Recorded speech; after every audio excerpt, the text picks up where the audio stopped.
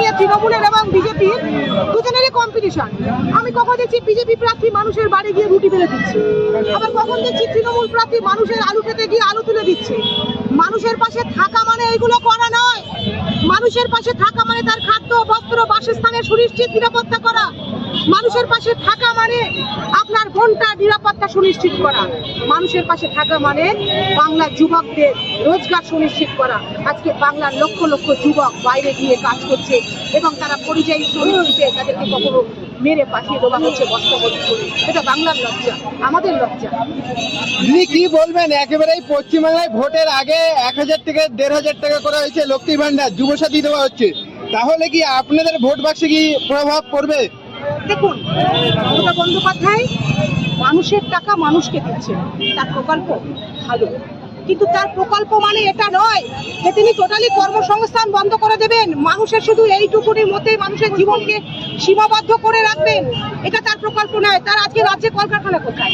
তার আজকে শিক্ষা কোথায়? তার রাজ্যের শিল্প কোথায়? আজকে কেন হাজার হাজার বেকার যুবা কলকাতা রাস্তায় তার ম্যারিট লিস্ট নিয়ে বসে আছে যে দিদি চাকরিটা আমি পেয়ে গেছিলাম, আমার চাকরিটা কোথায়? আজকে দিদির মন্ত্রীরা সেই চাকরিগুলো বহুমূল্যের বিনিময়ে বিক্রি করে দিয়েছে। দিদির মন্ত্রীদের ঘরে কোটি কোটি টাকা পাওয়া যায়, যে টাকা গুনতে গুনতে মেশিন খারাপ হয়ে যায়। এটা কি দিদির উন্নয়ন? আজকে মানুষের টাকা মানুষকে দিচ্ছে। দিদি, বিজেপির যিনি প্রার্থী হয়েছে তিনি বসে কোনো এক জায়গায় গিয়ে রং মিস্ত্রির সাথে রং করছে প্রার্থী হয়ে, কি বলবেন? ওই তো, ওটাই তো তৃণমূল এবং বিজেপির প্রার্থীদের একই কাজ।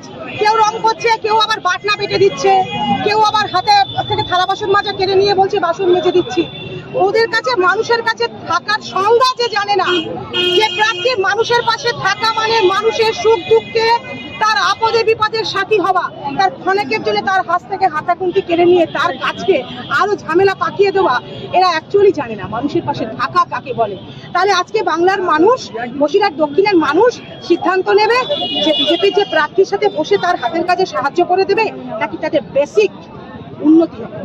বিজেপির প্রার্থীর কাছ থেকে হিমালগঞ্জ থেকে লাখ লাখ টাকা উদ্ধার করেছে থানার পুলিশ, সেই জন্য থানার পুলিশকে সাসপেন্ড করা হয়েছে, নির্বাচন কমিশনার করেছে। কি জানাবেন আগামীকালকের ঘটনা? এটাই তো বিজেপি তৃণমূলের কালচার। সেই কালচার নিয়েই তো এরা চলছে। কখন এদের ঘর থেকে টাকা বেরোচ্ছে, কখন ওদের ঘর থেকে টাকা বেরোচ্ছে। আসলে দিদি দাদার সম্পর্ক তো, এর কম করে গেলে ও দেয়, ওর কম করে গেলে এ দেয়, এটাই তো চলছে। দিদি, সাধারণ মানুষের জন্য কি বার্তা রাখবেন? বসিরহাটবাসী দক্ষিণের সাধারণ মানুষদের কাছে প্রথমত আমি কৃতজ্ঞ। আজকে মাঠের যে জনজোয়ার, এই জনজোয়ারে যে এই প্রখর তাপে তারা এসেছে, এই দলটা তৃণমূল বা বিজেপি নয়। এই আজকে জনজোয়ারে যারা এসেছে তাদের জন্য আমি 1 টাকাও খরচ করতে পারিনি, তাদেরকে আমি 1 বোতল জল খাওয়াতে পারিনি। তারা শুধু এই তৃণমূল এবং বিজেপির অত্যাচারে অতিষ্ঠ হয়ে আজকে এই মাঠে তারা জমায়েত হয়েছে। তারা ওসি সাহেবের ভালোবাসায় তারা জমায়েত হয়েছে। তারা সত্যি সত্যি পরিবর্তন চাই, তাই তারা জমায়েত হয়েছে। আমি বসিরহাটের মাটিকে আপন করে নিতে চাই।